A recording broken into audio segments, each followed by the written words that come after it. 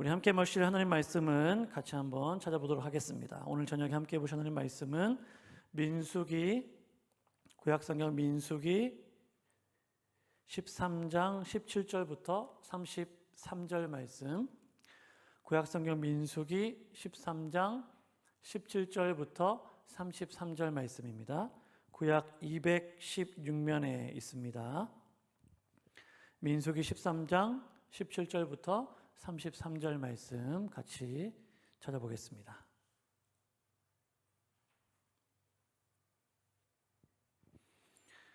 저 한 절 여러분 한 절 같이 말씀 읽으시고 33절 말씀은 다 함께 읽도록 하겠습니다. 제가 17절 말씀 읽겠습니다.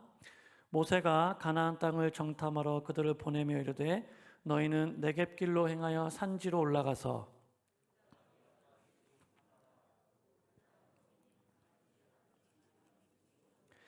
그들이 사는 땅이 좋은지 나쁜지와 사는 성읍이 진영인지 산성인지와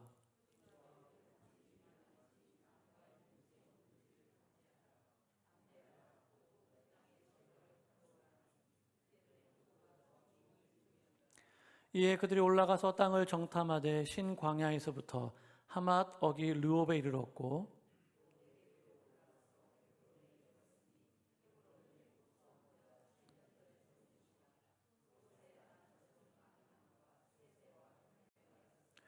또 에석을 골짜기에 이르러 거기서 포도송이가 달린 가지를 베어 둘이 막대기에 꿰어 매고 또 석류와 무화과를 따니라.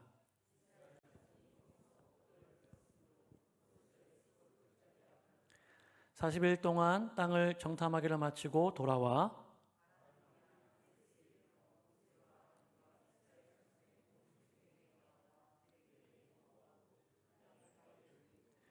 모세에게 말하여 이르되 당신이 우리를 보낸 땅에 간즉 과연 그 땅에 젖과 꿀이 흐르는데 이것은 그 땅의 과일이니이다.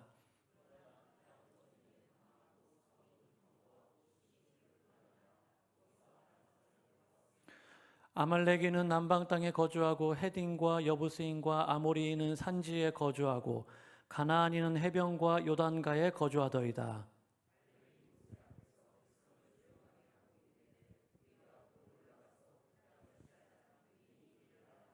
그와 함께 올라갔던 사람들은 이르되 우리는 능히 올라가서 그 백성을 치지 못하리라. 그들은 우리보다 강하니라 하고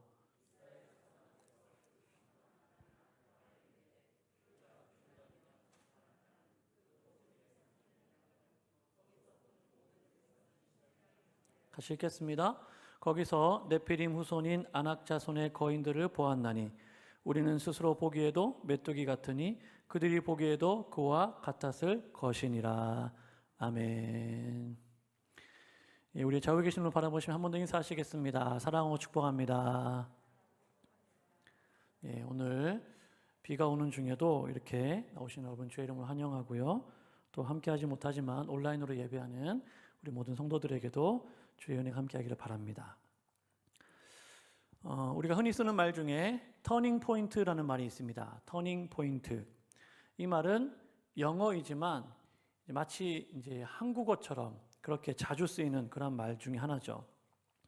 이 말의 뜻은 뭐냐면은 어떤 중대한 분기점, 이것을 의미하는 것이죠. 어떤 상황이 어떤 계기를 통해서 완전히 다른 방향으로, 다른 분위기로 바뀌는 그런 중요한 어떤 시점, 그것을 터닝 포인트 이렇게 이야기합니다. 이 말은 주로 긍정적인 의미로 쓰입니다. 상황이 굉장히 안 좋았는데 어떤 계기로 인하여서 상황이 바뀌게 되었다. 굉장히 상황이 어려웠는데 어떤 사건을 계기로 상황이 굉장히 풀리게 되었다. 이런 긍정적인 의미로 많이 사용을 합니다. 그런데 가끔은 이제 부정적인 의미로도 쓸 수 있죠. 지금까지는 굉장히 좋은 상황이었고 또 모든 일이 순조로웠는데 어떤 계기를 통해서 이제 상황이 안 좋아지게 되고 결과적으로 매우 어렵게 되는 그런 상황이 되었을 때에도 터닝 포인트 이렇게 쓸 수 있을 것 같습니다. 자주 쓰지는 않지만 오늘 우리가 함께 읽은 이 본문에 보면은 이제 이 약속의 땅 가나안을 향하여 나아가는 이스라엘 백성들이 이제 그 땅에 본격적으로 들어가기 전에 12명의 정탐꾼을 그 가나안 땅에 보내는 그 사건을 기록을 하고 있는데, 결과적으로 보면 이 사건이 이제 이스라엘 백성들이 가나안 땅에 들어가는 데 있어서 중요한 터닝 포인트가 되는 그러한 사건이라고 할 수 있겠습니다. 그런데 안타깝게도 이 가나안 이 12정탐꾼의 이 정탐 사건은 이스라엘 백성들에게 긍정적인 의미의 이 터닝 포인트가 아니라 부정적인 의미의 그런 터닝 포인트가 됩니다. 하나님의 은혜로 이스라엘 백성들이 애굽에서 나오게 됩니다. 출애굽을 하게 되고 또 홍해를 건너게 됩니다. 그리고 시내산에 도착해서 하나님께서 이스라엘 백성들에게 주시는 그러한 율법도 받게 됩니다. 이후에 크고 작은 사건들이 있었지만 그럼에도 불구하고 이스라엘 백성들은 약속의 땅을 향하여 한 걸음 한 걸음 나아가게 되고, 마침내 이제 가나안 땅이 코앞에 있는 그러한 이 바란 광야 또 가데스 바네아라는 그러한 곳에 도착하게 되고, 거기에 이제 진을 치게 됩니다.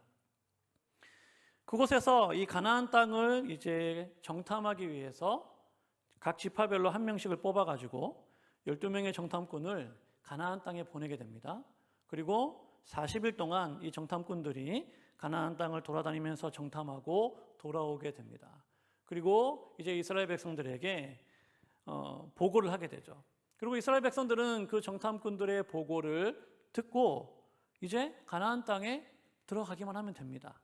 정탐꾼들의 보고를 듣고 이제 가나안 땅에 들어가기만 하면 되는데, 거기에서 예상하지 못한 사건이 일어나게 되는 것이죠.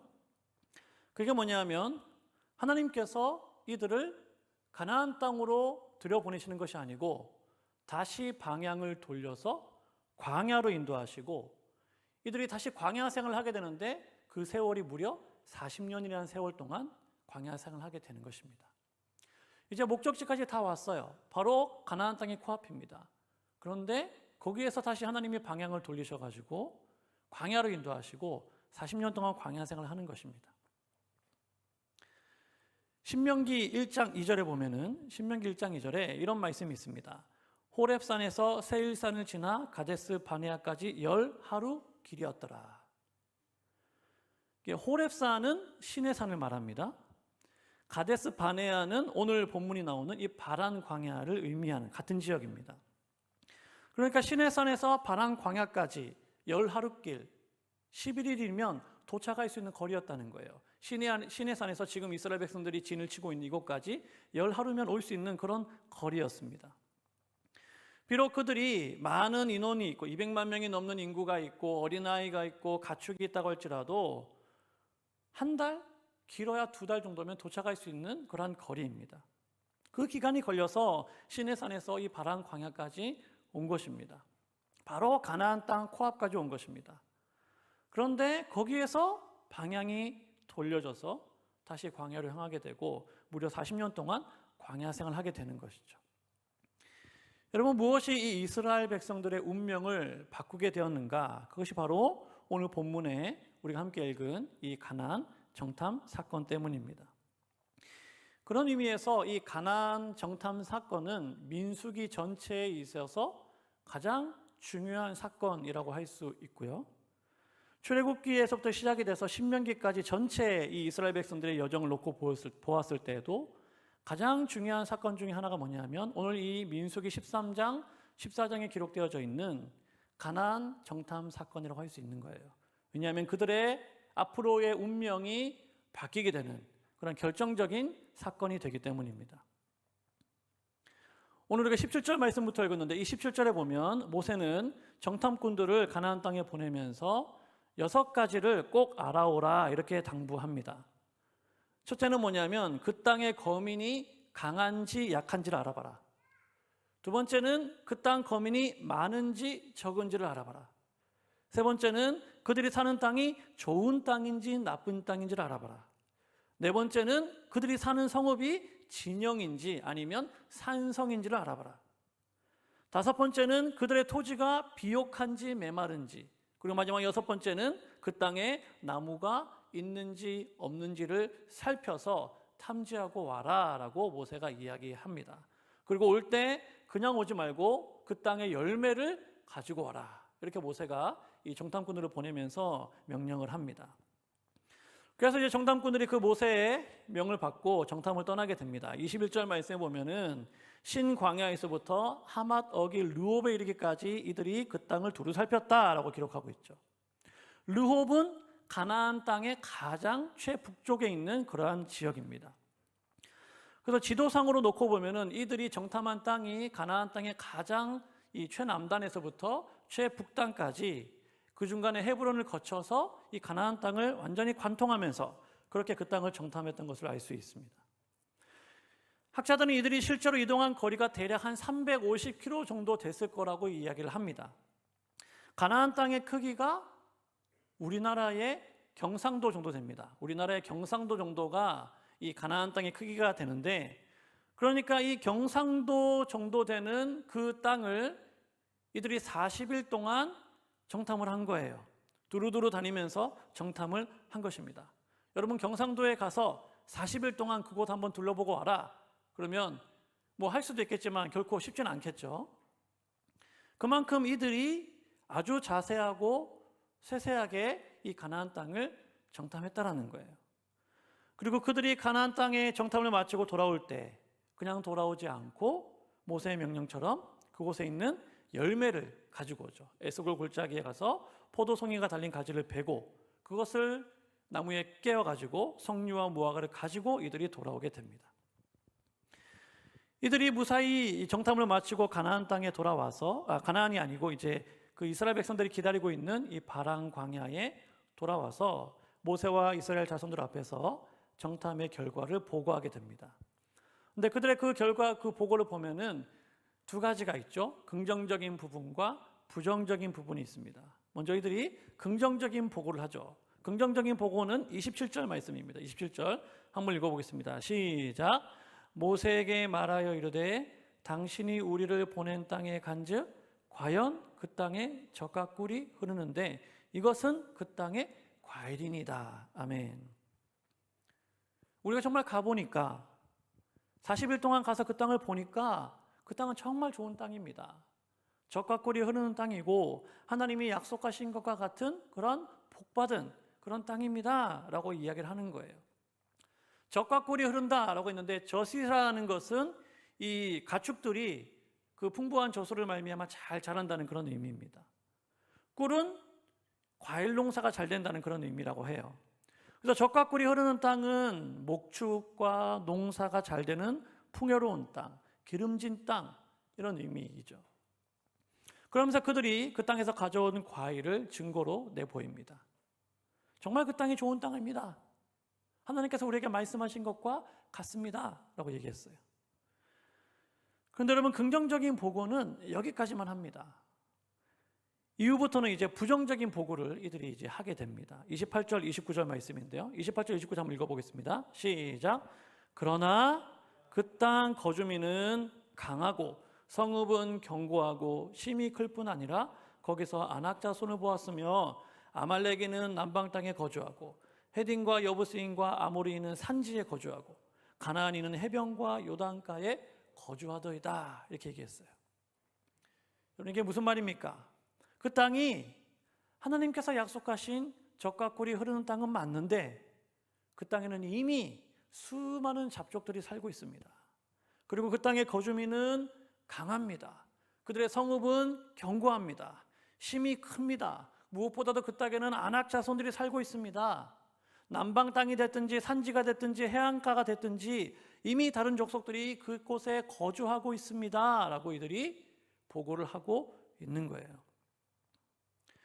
여기까지 보면 이 정탐꾼들의 보고가 굉장히 객관적인 그런 보고인 것처럼 보입니다. 긍정적인 면과 부정적인 면. 긍정적인 면은 이런 면이 좋습니다. 부정적인 면은 이런 면이 부정적입니다. 그렇게 얘기를 했어요. 근데 여러분, 중요한 것은 뭐냐면은 그 다음이죠. 그 다음. 이 정탐꾼들이 40일 동안 정탐을 하고 내놓은 그 보고를 그들 자신은, 그리고 그 보고를 듣는 이스라엘 백성들은 어떻게 그것을 해석할 것인가, 어떻게 그것을 받아들일 것인가 하는 것입니다. 정탐꾼들은 어느 정도 객관적으로 자신들이 본 것을 보고하고 있는 것처럼 보이지만 우리가 이 말씀을 잘 읽어보면은 그들의 그 뉘앙스가 뭐냐면 우리는 그 땅에 못 들어간다라는 거예요. 그들 중에 대다수는 가나안 땅을 차지할 수 없습니다. 그 땅이 젖과 꿀이 흐르는 땅은 맞지만 우리는 그 땅에 들어갈 수 없습니다 라는 그러한 생각으로 가득 차 있었던 것을 우리가 볼 수 있습니다. 그래서 긍정적인 어떤 보고, 긍정적인 면보다는 부정적인 보고, 부정적인 이야기를 더 많이, 더 자세하게 하는 것을 알 수 있죠. 여러분, 우리가 삶을 살아가면서 겪는 많은 일들, 또 우리가 행하는 수많은 선택 가운데는 항상 긍정적인 부분과 부정적인 부분이 같이 있습니다. 100%라는 것은 없죠. 그런데 사람들은 긍정적인 것보다는 이 부정적인 것에 더 마음이 끌립니다. 그리고 부정적인 이유를 더 많이 찾는 것 같아요. 그들 말로는 나는 굉장히 객관적인 사람입니다.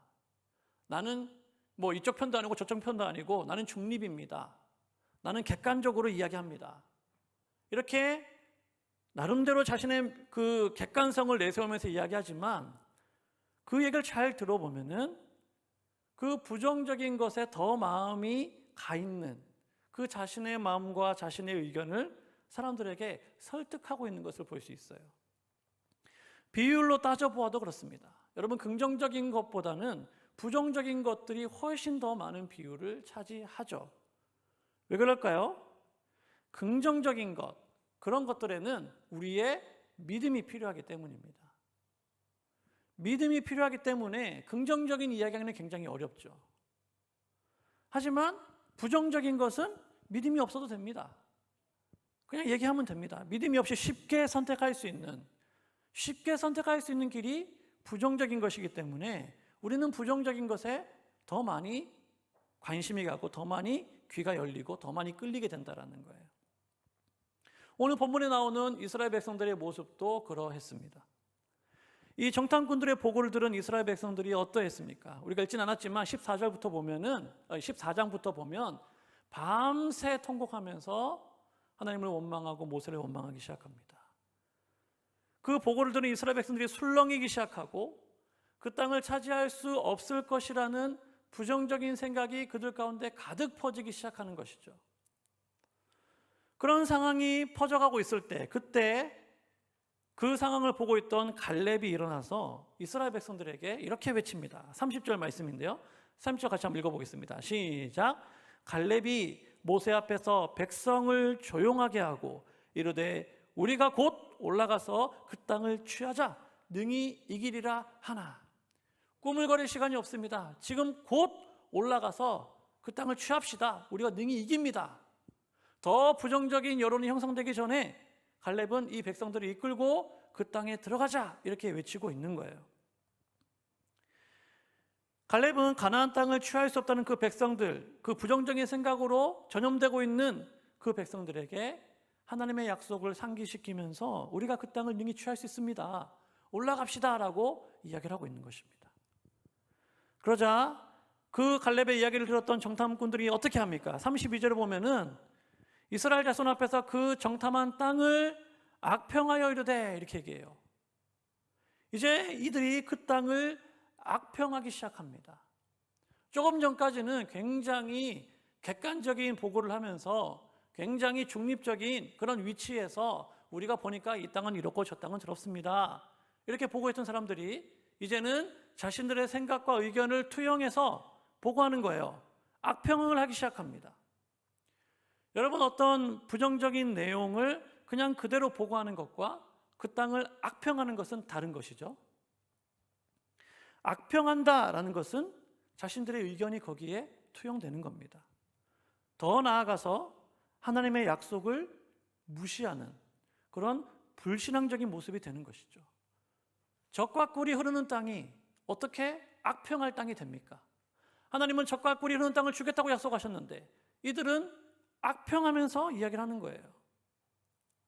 조금 전까지만 해도 본인들 입으로도 젖과 꿀이 흐르는 땅이라고 얘기했잖아요. 우리가 가서 보니까 그 땅은 정말 젖과 꿀이 흐르는 땅이 맞습니다. 하나님이 약속한 것처럼 맞습니다 라고 얘기했는데 이제는 다시 그 땅을 악평하고 있는 거예요. 그 땅은 생명의 땅이 아닙니다. 그 땅은 거주민들을 삼키는 땅입니다.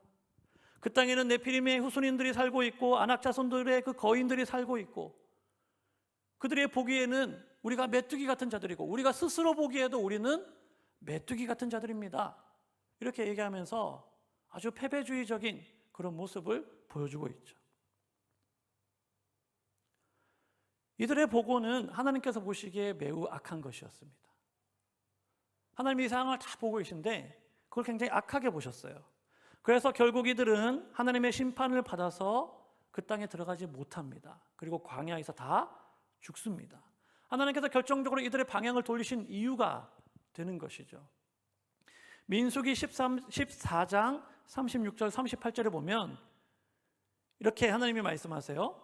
모세의 보냄을 받고 땅을 정탐하고 돌아와서 그 땅을 악평하여 온 회중이 모세를 원망하게 한 사람, 곧 그 땅에 대하여 악평한 자들은 여호와 앞에서 재앙으로 죽었고 그 땅을 정탐하러 갔던 사람들 중에서 오직 눈의 아들 여호수아와 여분네 아들 갈렙은 생존하니라.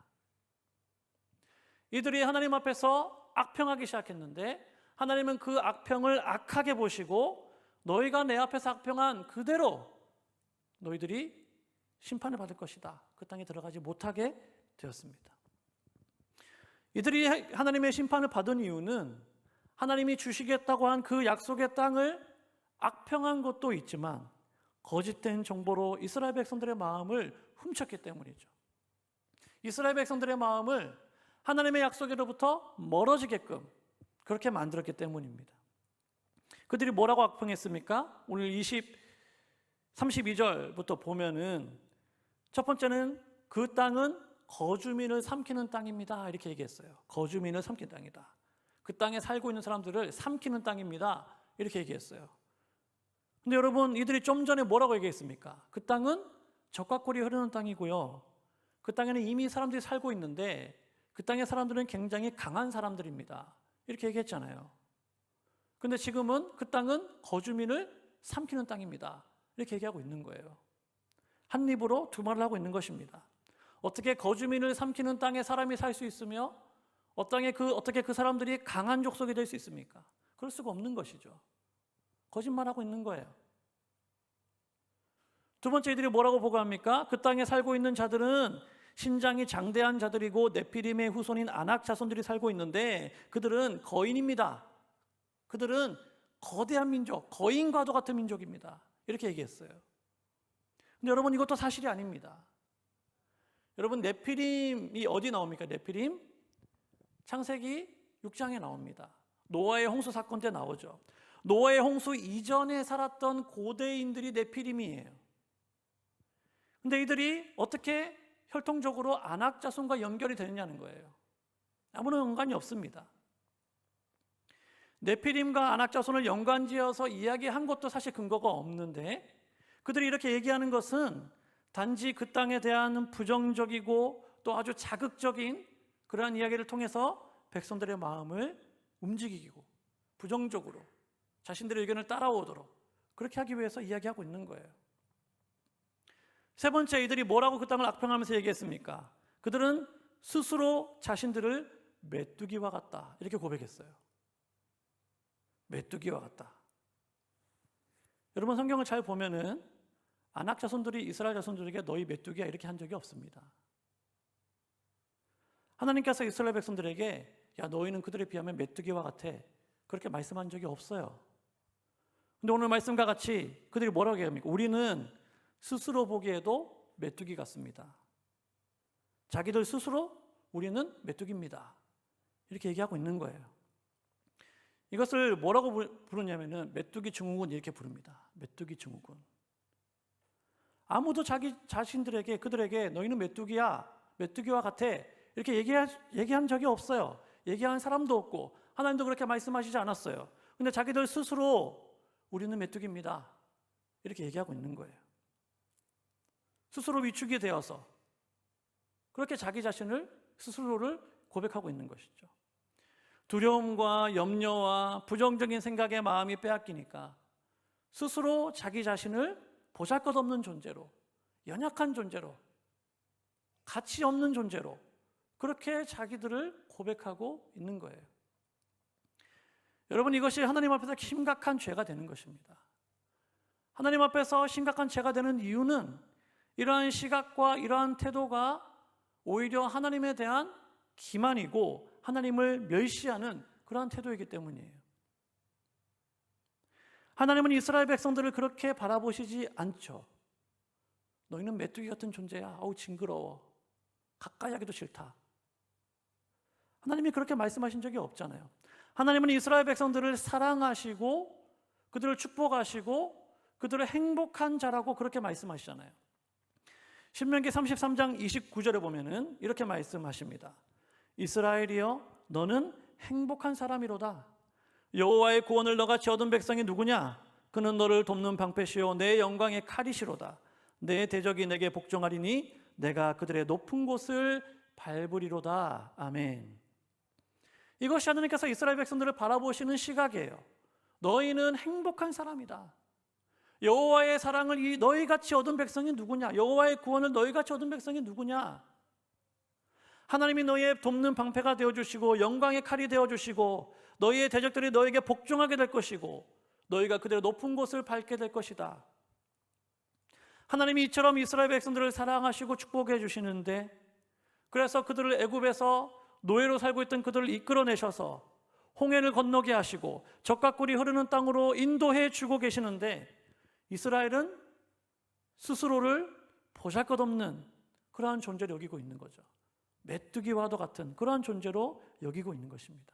여러분, 이것이 하나님 앞에서 얼마나 악한 태도가 되는 건가, 얼마나 불신앙적인 모습인가를 생각해 봐야 되는 거예요. 하나님이 이런 얘기 들으려고 이스라엘 백성들을 이곳까지 인도하신 게 아니잖아요.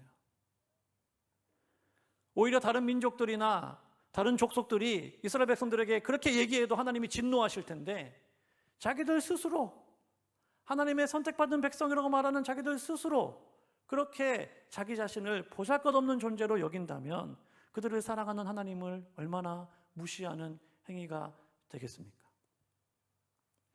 그래서 이들은 그 악한 고백 그대로 광야에서 죽임을 당하고 그 약속의 땅에 들어가지 못하게 된 것입니다.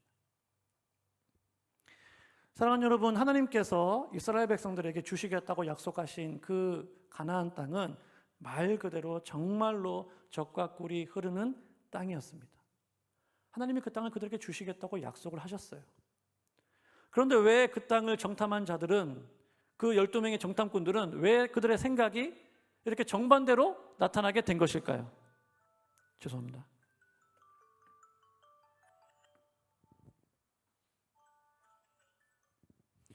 왜 그 땅을 정탐했던 이스라엘 백성들의 정탐꾼들의 생각은 정반대로 이렇게 나타나게 된 것일까요? 여호수아와 갈렙은 그 땅을 능히 취할 수 있다라고 얘기했는데 왜 10명의 정탐꾼들은 취할 수 없다라고 그렇게 주장하고 있는 것입니까? 같은 곳을 다니고 같은 곳을 바라보고 같은 땅을 정탐했는데 왜 이렇게 극과 극으로 나뉘게 되는 것입니까? 우리는 그 이유를 앞에서 모세가 이들을 보내면서 명령했던 그 장면에서 한번 찾아볼 수 있을 것 같아요.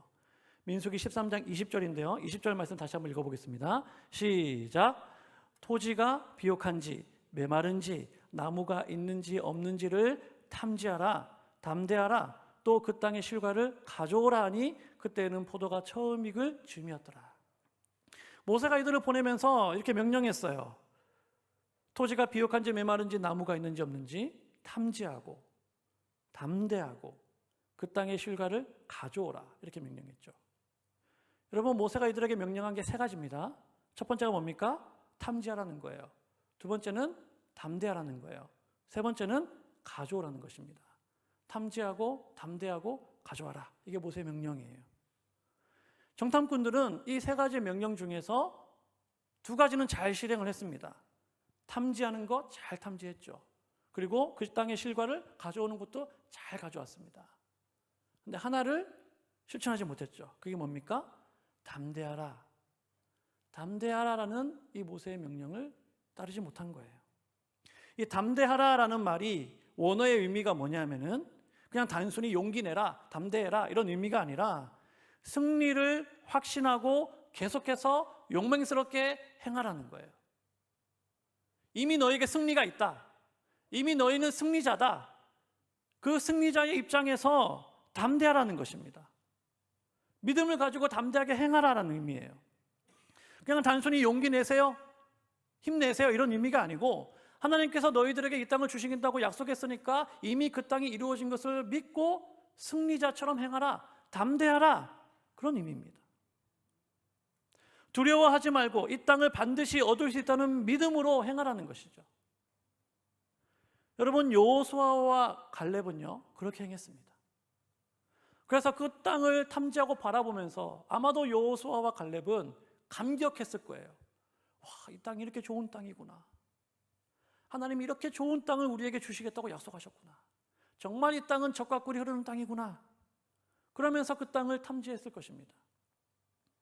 그러나 나머지 10명의 정탐꾼들은 이 하나님의 약속, 또 이 모세의 명령을 잊어버리고 믿음의 눈이 아니라 그저 인간적인 눈으로만 그 땅을 정탐하니까 하나님께서 약속하신 젖과 꿀이 흐르는 땅이 악평하는 땅으로 바뀌게 되는 것입니다.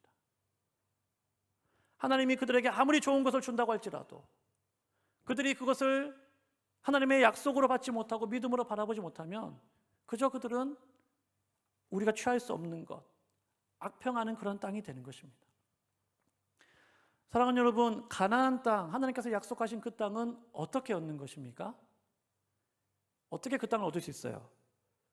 이스라엘 백성들의 어떤 인간적인 노력이나 어떤 피나는 그러한 노력의 그러한 결과로 그들이 그 땅을 얻는 것입니까? 하나님이 그렇게 얻으러 가셨나요? 그게 아니죠. 이스라엘 백성들이 가나안 땅을 얻을 수 있는 것은 내가 너희들에게 그 땅을 주겠다라고 약속하신 하나님의 약속 때문입니다. 그 하나님의 약속을 믿는 믿음으로 그 땅을 얻는 것이죠. 그 약속의 땅은 어떤 객관적인 정보를 가지고 자신들의 노력으로 얻는 땅이 아니다라는 거예요. 약속의 땅은 그 약속을 주신 하나님의 약속을 믿는 믿음으로 얻는 땅입니다. 그 땅에 어떤 족속이 살고 있든지, 그 땅의 성읍이 얼마나 강하든지, 그것은 내가 그 땅을 얻는 데 있어서 아무런 상관이 없는 것입니다. 왜냐하면 이미 그 땅의 주인이신 하나님께서 그 땅을 너희들에게 주시겠다고 약속하셨기 때문에, 그 약속 때문에 우리는 그 땅을 얻는 것이죠. 주인이신 하나님이 주시고자 하면 그 어떤 세력이 막아서도 주시는 것이죠. 반대로 하나님이 안 줄 거야, 하나님이 막아버리시면 아무리 얻으려고 해도 얻을 수가 없는 것입니다. 그게 약속의 땅이죠. 중요한 것은 내가 얼마나 하나님을 신뢰하고 있는가, 내가 얼마나 하나님의 약속을 믿고 있는가. 하나님께서 정말 중요하게 보시는 것은 너희가 얼마나 준비되어져 있고, 너희가 얼마나 능력이 있고, 너희가 얼마나 노력하는가, 너희가 얼마나 정말 피나는 노력을 하고 있는가, 그런 것이 아니라 너희가 얼마나 나의 약속을 신뢰하고 있느냐, 너희가 얼마나 나를 믿고 있느냐, 하나님은 그것을 보시는 것이죠. 하나님께서 이스라엘 백성들에게 정탐을 명하신 이유가 뭘까요? 이스라엘 백성들이 그 땅 정탐하겠습니다 했을 때 하나님이 그럴 필요 없어, 하지 마, 하실 수도 있었을 텐데 왜 하나님께서 그 땅을 정탐하라고 하셨겠습니까? 그 정탐을 통해서 그 땅이 정말 좋은 땅이고 젖과 꿀이 흐르는 땅임을 확인시켜 주어서 그들이 그 땅을 정탐하고 왔을 때 그 이스라엘 백성들의 마음속에 하나님께서 여러분들을 위해서 정말 좋은 땅을 예비해 주셨습니다. 정말로 젖과 꿀이 흐르는 땅입니다. 여러분, 우리가 이제 그 땅을 취하면 됩니다. 그렇게 그들의 마음속에 소망을 주고 용기를 주고 믿음을 주려고 하나님께서 그래서 그런 마음을 가지고 정탐을 하러 가지 않았겠습니까? 여호수아와 갈렙은 그 하나님의 마음을 알았어요. 왜 하나님께서 우리 이 땅을 정탐하러 가셨는지 알았다는 것이죠. 그래서 그 하나님의 마음으로, 그 의도를 가지고 그 땅을 정탐하고 그 땅을 믿음으로 바라보게 된 것입니다. 인간적인 눈으로 바라볼 때 아무리 상황이 어렵고 아무리 힘들다라고 할지라도 믿음의 눈을 들면 우리와 함께 하시는 하나님을 바라보게 되는 줄로 믿습니다. 그러나 믿음이 없으면 하나님을 볼 수 없는 거예요. 오늘 이들이 예비한 것처럼 31절에 보면 그들은 우리보다 강하니라. 그 맞는 말이죠. 아낙 족속들은 이스라엘 백성보다 강합니다. 절대로 싸워서 이길 수 있는 족속들이 아니죠. 하지만 아낙 족속은 이스라엘 백성보다 크고 강하지만 이스라엘과 함께 하시는 하나님이 훨씬 크고 더 강하신 하나님이시기 때문에 그 하나님을 바라보는 믿음으로 그 땅을 취하는 것입니다. 고린도전서 10장 11절에 보면 이런 말씀이 있습니다. 그들에게 일어난 일은 본보기가 되고 또한 말세를 만난 우리를 깨우기 위하여 기록되었느니라. 그들에게 일어난 일은 오늘 우리들에게 본보기가 된다는 거예요. 과거에 이스라엘 백성들이 저질렀던 잘못을 저지르지 말아라. 너희가 이 땅의 삶을 살아가면서 그들에게 좋은 것은 배우고 그들이 실수한 것은 따라가지 말아라. 그런 의도에서 말씀을 기록했다는 것이죠. 여호수아와 갈렙이 하나님의 약속을 믿는 믿음으로 가나안 땅에 들어갔듯이 오늘 우리도 믿음으로 살고 예수 그리스도를 믿는 믿음으로 구원을 얻게 될 것입니다. 이 땅을 살아가는 우리들에게 무엇보다 필요한 것은 눈에 보이지 않는 하나님을 바라볼 수 있는 믿음이 필요한 것이죠. 우리의 인생의 문제와 어려움보다 더 크고 위대하신 하나님을 신뢰하는 믿음이 우리 가운데 필요한 것입니다. 여러분, 믿음의 반대는 믿음이 없는 것이 아니에요. 믿음의 반대는 두려움입니다. 두려움. 오늘 우리가 믿음으로 살아가지 못하도록 그것을 가로막는 가장 큰 장애물은 두려움이죠. 내가 믿음으로 살 것이냐? 아니면 스스로 위축되어서 나는 메뚜기와도 같다고 생각할 것이냐? 10명의 정탐꾼들은 자신들보다 크고 장대한 안악자손들을 바라보면서 두려워했어요. 우리가 저들과 싸워서 이길 수 있을까? 두려워하면서 위축이 됐을 때 그들과 함께 하신 하나님을 바라보지 못한 것입니다.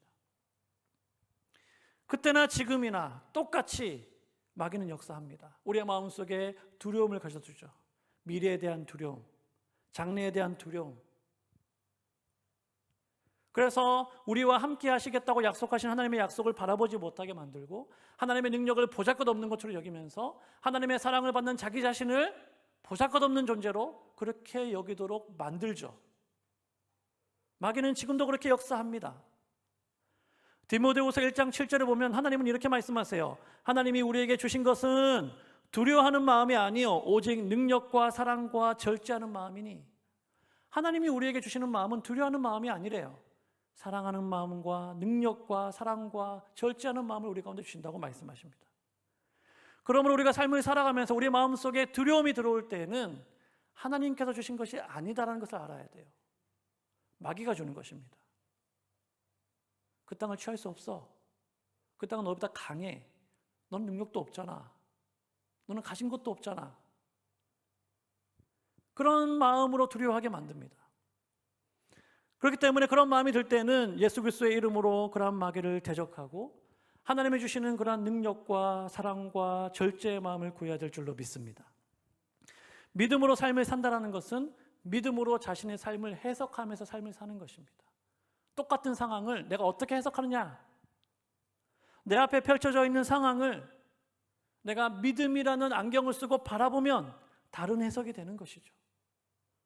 그 믿음이 없다면 그냥 눈앞에 펼쳐진 그 상황 때문에 두려워하고 위축되고 뒤로 물러가고 침륜에 빠지게 되는 것입니다. 내 앞에 펼쳐진 상황을 내가 어떻게 바라보고 해석하느냐에 따라서 나의 태도가 달라지고 나의 삶의 모습이 달라지는 것이죠. 그래서 우리가 잘 아는 히브리서 11장 6절에서는 믿음을 뭐라고 얘기합니까? 믿음이 없이는 하나님을 기쁘시게 하지 못하나니 하나님께 나아가는 자는 반드시 그가 계신 것과 또한 그가 자기를 찾는 자들에게 상 주신이심을 믿어야 한다라고 말씀하고 있는 거예요. 여호수아와 갈렙은 이러한 믿음의 눈으로 하나님께서 이 땅을 반드시 주실 것이라고 그렇게 확신하면서 그 땅을 정탐했습니다. 그래서 그들이 이렇게 외칠 수 있는 것이죠. 30절에서 우리가 곧 올라가서 그 땅을 취하자 능히 이기리라. 우리가 곧 올라가서 그 땅을 취하자 능히 이기리라. 믿음의 눈으로 바라보니까 이렇게 담대함이 생기는 것입니다. 여호수아와 갈렙이 참으로 대단한 것은 그들의 이런 믿음의 모습이 시간이 흘러도 변하지 않았다는 거예요. 여러분, 제가 처음에 말씀드린 것처럼 이 정탐 사건 때문에 이스라엘 백성들이 광야로 갑니다. 40년 동안 광야에서 보냅니다. 그리고 40년이 지난 뒤에 다시 가나안 땅에 들어갑니다. 그리고 그곳에서 이제 가나안 땅에 들어가서 그 가나안 땅을 취합니다. 정복 경쟁을 하고 하나님께서 주신 그 약속의 땅을 취해요. 40년 세월이 지납니다. 그때 이 이스라엘 백성들이 가나안 땅에 들어가서 그 땅을 정복할 때 85세가 된 갈렙이 뭐라고 얘기합니까? 여호수아 14장 12절에 보면 갈렙이 이렇게 얘기해요. 그날에 여호와께서 말씀하신 이 산지를 지금 내게 주소서. 당신도 그날에 들으셨거니와 그곳에는 아낙 사람이 있고 그 성읍들은 크고 견고할지라도 여호와께서 나와 함께 하시면 내가 여호와께서 말씀하신 대로 그들을 쫓아내리이다 하니. 아멘. 여러분, 이 고백을 하고 있는 갈렙은 85세입니다. 지금 오늘 본문에 나오는 이 사건은 40년이 지난 뒤에요. 40년의 시간이 지났지만 여전히 갈렙의 마음속에는 하나님의 약속을 향한 분명한 믿음과 신뢰가 있었다는 거예요. 사랑하는 여러분, 여호수아와 갈렙의 믿음이 우리의 믿음이 될 수 있기를 간절히 소망합니다. 그때나 지금이나 하나님은 동일하세요. 믿음의 사람들을 찾으시고 믿음의 사람들에게 복을 주십니다. 상황이 아무리 어렵고 힘들다고 할지라도, 돌파구가 보이지 않는다 할지라도, 그 땅에 장대한 민족이 살고 있다고 할지라도 하나님의 약속을 붙잡고 믿음으로 그 현실을 해석하면서 믿음으로 나아가는 자에게 하나님은 함께해 주실 것이고 반드시 승리의 삶으로 인도해 주실 줄로 믿습니다. 자기 스스로를 보잘것없는 존재로 여기면서 메뚜기라고 말할 필요가 없습니다. 우리를 향하신 하나님의 사랑을 그렇게 작게 생각할 필요가 없다라는 거예요. 하나님은 넘치는 사랑으로, 부족함이 없는 사랑으로 우리를 사랑하시고, 우리가 뭔가를 잘해서, 우리가 뭔가 뛰어나서, 우리가 어떤 능력이 있어서 사랑하신 것이 아니라 하나님이 우리를 당신의 사랑으로 선택하시고 당신의 사랑을 우리 가운데 부어주시고 우리로 하여금 그 약속의 땅을 향하여 함께 나아가기를 원하신 줄로 믿습니다. 오늘 이 저녁에 그 하나님을 믿는 믿음으로 우리가 하나님을 바라보고 할 수 있는 복된 여러분 될 수 있기를 주님의 이름으로 축복합니다. 함께 기도하겠습니다.